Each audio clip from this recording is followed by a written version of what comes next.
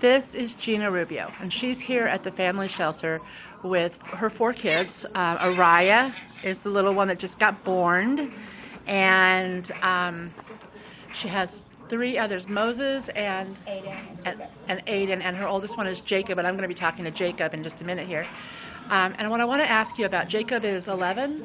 He's going to be 11, yeah. He's going to be 11, okay. And he's in 4th grade, right? And how has this whole thing about being homeless affected him with his schooling specifically? Honestly, he's missed quite a bit of school. Mm-hmm, sure.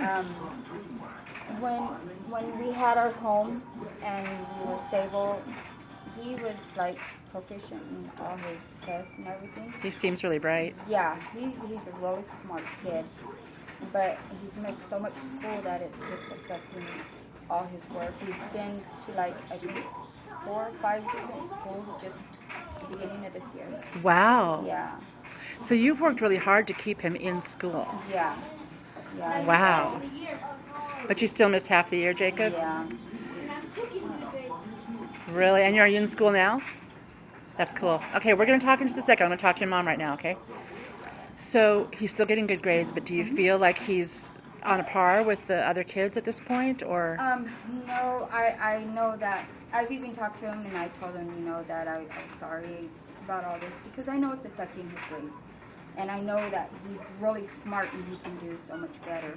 And, it's just because of the fact that, it's his education is going down, But we've been trying really hard to keep him in school now, and before I never used to attend any school functions with him or anything, and so this year we started doing that, Wow. And we've been trying to we get there a little late, but, we get there, and, it brightens him up. Wow. Yeah, it makes him really happy, so.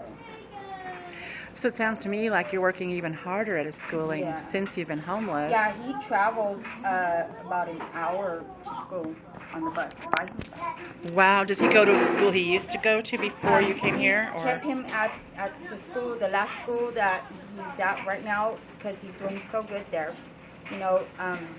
I just didn't want to switch in schools no more, because it's just like he's going from one school to another and they're teaching different things. Mm-hmm. So I just wanted to keep him there, and I just tried my hardest to keep him, going to school.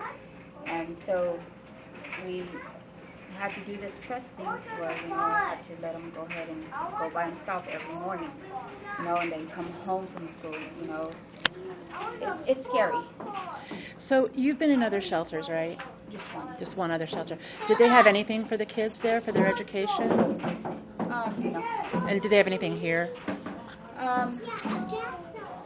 Well, not really, but like if we need help with anything, we go to Robin. Robin, she's just like homework help.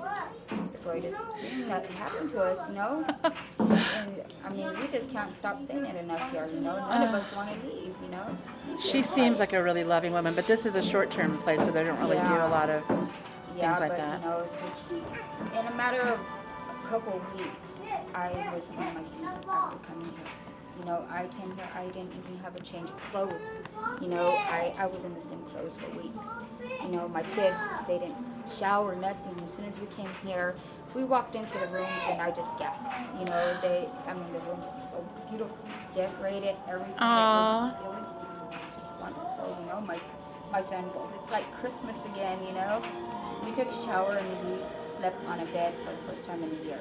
And we slept, and we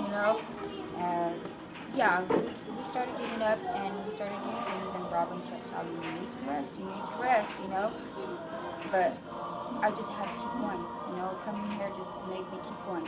Gosh, that's great, because you were saying, and I'm not sure how well we heard you on the video that we took before, so it just is really remarkable to me, because I can see how much you love your kids, that you were about ready to give up, that you for them to be clothed and fed and have a safe place, you were ready to just give them up. Yeah, and I'm like, when I had just Jacob, when he was a baby, I started working, and I walked off my job after the third day, and it was about maybe a 2-hour walk home because I had separation anxiety. You know, I'm so close to my kids, and yeah, I couldn't stand to see them hungry and just dirty and out in the streets like that. They weren't happy. Right. They weren't able to be kids, and it was horrible. Well, I'm going to talk to Jacob in a little while here about his schooling, and then we're going to do a little test with him and see where he's at, and I'll let you know, okay? Okay. All right. It's so good talking with you, Gina. Thank you. Bless you.